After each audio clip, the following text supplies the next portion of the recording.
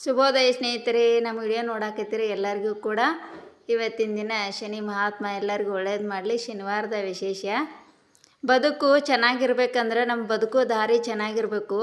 ಹಂಗೆ ಜೀವನ ಹೊಟ್ಟೆ ಎಲ್ಲ ಚೆನ್ನಾಗಿರಬೇಕು ಅಂದ್ರೆ ಹೊಟ್ಟೆ ಚಲೋ ಇರ್ಬೇಕಂದ್ರೆ ಏನು ಮಾಡಬೇಕು, ತಿನ್ನೋ ಆಹಾರಗಳು ಚೆನ್ನಾಗಿರಬೇಕು ಮತ್ತು ಬೇರೆ ಬೇರೆ ಬೇರೆ ಹಾಕ್ತಾ ಇರ್ಬೇಕು. ಅದಕ್ಕೆ ಒಂದೇ ಹಾಕಿದ್ರೆ ಅದು ಬೇಜಾರು ಪಟ್ಕೊಳತ್ತಂತ. ಇವತ್ತು ನಮ್ಮ ಮನೆಗೆ ನಮ್ಮ ಮನೆಯವರ ಫೇವ್ರೇಟ್ ಆದಂಥ ಪೂರಿ ಮಾಡಿದ್ದೀವಿ. ಪೂರಿಗೆ ಇನ್ನೂ ಸ್ಪೆಷಲ್ ಏನಪ್ಪ ಅಂದರೆ ಎಲ್ಲರೂ ಕಾಮನಾಗಿ ಪೂರಿ ಮಾಡೇ ಮಾಡ್ತೀರಿ.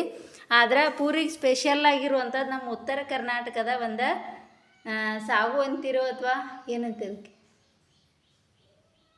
ಏನಂತಾರೆ ಗೊತ್ತಿಲ್ಲ. ನಮ್ಮ ಸೈಡ್ ಪುಟಾಣಿ ಚಟ್ನಿ ಅಂತೀವಿ. ಆದರೆ ಅದು ಒಂಥರ ಭಾಳ ಅಂದ್ರೆ ಭಾಳ ಚೆನ್ನಾಗಿರ್ತೈತಿ. ಇದು ನಮ್ಮ ಉತ್ತರ ಕರ್ನಾಟಕದಲ್ಲಿ ಮಾತ್ರ ಹೋಟೆಲ್ಗಳಲ್ಲಿ ಕೊಡುವಂಥದ್ದು. ಬೇರೆಗಳಲ್ಲಿ ಬೇರೆ ಥರ ಚಟ್ನಿ ಕೊಡ್ತಾರೋ. ಇದು ನಮ್ಮ ಮನೆಯವ್ರ ಫೇವ್ರೇಟ್ ಕೂಡ. ಅದ್ರ ಬಗ್ಗೆ ಇವಾಗ ತಿಂದು ಅವ್ರು ಹೇಳ್ತಾರೆ ನೋಡ್ರಿ.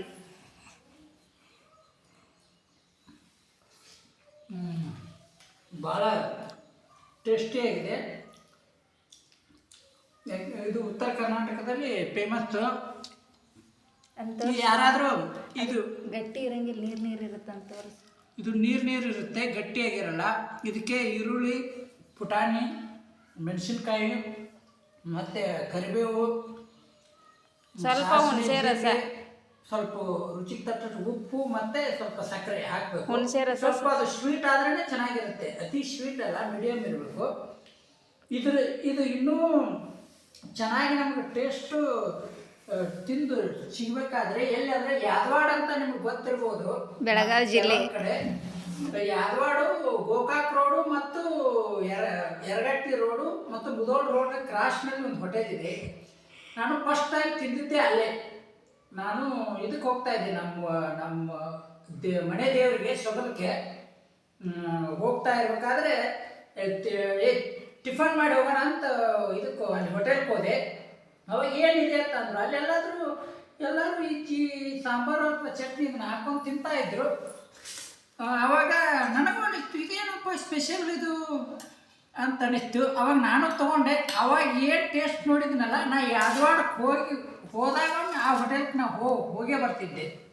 ಈಗ ಸದ್ಯಕ್ಕೆ ಹೋಗೋಕೆ ಆಗ್ತಿಲ್ಲ ಅಷ್ಟೇ. ಆದರೆ ಅದನ್ನೇ ಟೇಸ್ಟನ್ನು ಮನೆಯಲ್ಲಿ ಮಾಡ್ತಾ ಇದ್ದೀವಿ. ಭಾಳ ಚೆನ್ನಾಗಿ ಬರ್ತಾಯಿದೆ. ನೀವು ಒಮ್ಮೆ ಯಾದವಾಡಕ್ಕೆ ಹೋಗಿ, ಅದು ಚಿಕ್ಕ ಹೋಟೆಲ್.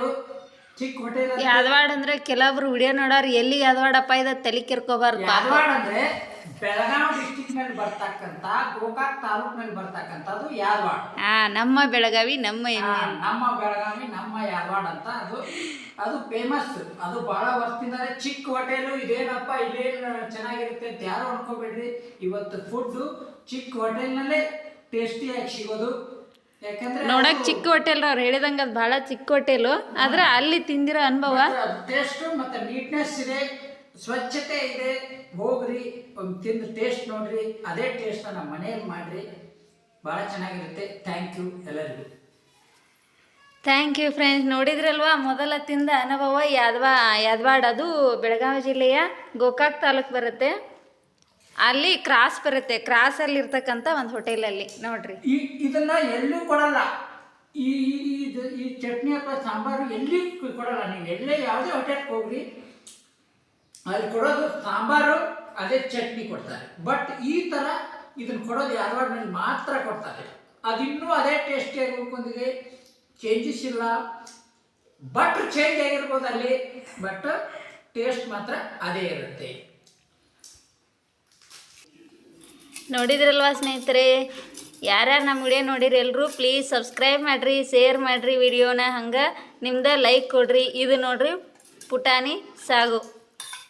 ಇದಕ್ಕೇನು ಬೇರೆ ಬಳಸಿಲ್ಲ. ಈರುಳ್ಳಿ, ಹಸಿಮೆಣಸಿಕಾಯಿ, ಕರಿಬೇವು, ಜೀರಿಗೆ, ಸಾಸಿವೆ ಎಲ್ಲ ಸಣ್ಣದಾಗಿ ಕಟ್ ಮಾಡಿಕೊಂಡು ಒಗ್ಗರಣೆ ಹಾಕಿರ್ತೀವಿ. ಸ್ವಲ್ಪ ರುಚಿಗೆ ಹುಣಸೆ ಹಣ್ಣಿನ ರಸ ಮತ್ತು ಬೆಲ್ಲ, ಉಪ್ಪು ಇಷ್ಟು ಹಾಕಿ ಒಂಥರ ಸಿಹಿಯಾಗಿರುತ್ತೆ. ಆಮೇಲೆ ನೋಡೋಕ್ಕಿದು ಹಿಂಗೆ ಸ್ವಲ್ಪ ಗಟ್ಟಿ ಇರೋಂಗಿಲ್ಲ, ನೀರು ಮಾಡ್ಕೋಬೇಕು. ಹಿಂಗೆ ಕೊಟ್ಟಿದ್ರಲ್ಲಿ ಹೋಟೆಲ್ಲಾಗೆ, ಅದನ್ನು ಕೇಳ್ಕೊಂಬಂದು ನಾವು ಹಂಗೆ ಮನ್ಯಾಗ ಮಾಡ್ತಿದ್ದೀವಿ. ನೀವು ಯಾರ್ಯಾರು ಪೂರಿ ಪ್ರಿಯರ್ ಇದ್ದೀರೋ ಅವರೆಲ್ಲ ಪೂರಿ ಮಾಡಿದಾಗ ನೀವು ಒಂದ್ಸತಿ ಈ ಥರನಾಗಿ ಟ್ರೈ ಮಾಡಿ ನೋಡಿರಿ. ಖಂಡಿತವಾಗ್ಲೂ ಇಷ್ಟ ಆಗುತ್ತೆ. ಆಮೇಲೆ ಯಾವ ಚಟ್ನಿನೂ ಬೇಡ, ಸಾಂಬಾರನು ಬೇಡ ಅಂತೀರಿ, ಅಷ್ಟು ರುಚಿಯಾಗಿರ್ತೈತಿ ಇದು. ಮತ್ತೆ ಸಿಗೋಣ ಮುಂದಿನ ವಿಡಿಯೋದಾಗ. Thank you friends. Thank you. Bye.